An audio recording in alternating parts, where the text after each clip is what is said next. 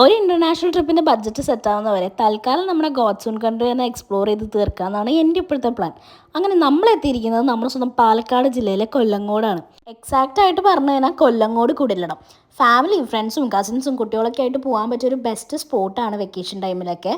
പക്ഷേ പാലക്കാടിൻ്റെ ചൂടൊക്കെ അറിയാമല്ലോ, അതുകൊണ്ട് നല്ല ചൂടുണ്ട്. നമുക്ക് അത്യാവശ്യം ടയേർഡാവും ഇവിടെ നടക്കും തന്നെ. പിന്നെ ടാനിൻ്റെ കാര്യമൊന്നും പറയണ്ട, നല്ല രീതിയിൽ ടാനും അടിക്കും. പക്ഷേ ഇതൊക്കെ ലൈഫിൽ ഒരു തവണയെങ്കിലും എക്സ്പീരിയൻസ് ചെയ്തിരിക്കേണ്ട സംഭവമാണ്. പിന്നെ ഈ ചവിട്ടിക്കിറക്കണ സാധനം, എൻ്റെ പൊന്നോ, എനിക്ക് പൊക്കമില്ലാത്തത് കൊണ്ടാണോ അല്ലെങ്കിൽ സാധനത്തിന് എന്തെങ്കിലും ഡിഫോൾട്ട് ഉള്ളതുകൊണ്ടാണോ എന്നറിയില്ല, അതങ്ങോട്ട് വർക്കൗട്ട് ആയില്ല. ഇവിടുത്തെ ഏറ്റവും വലിയ ബ്യൂട്ടി എന്ന് പറഞ്ഞാൽ എവിടെ നോക്കിയാലും പച്ചപ്പ് മാത്രമേ കാണാനുള്ളൂ.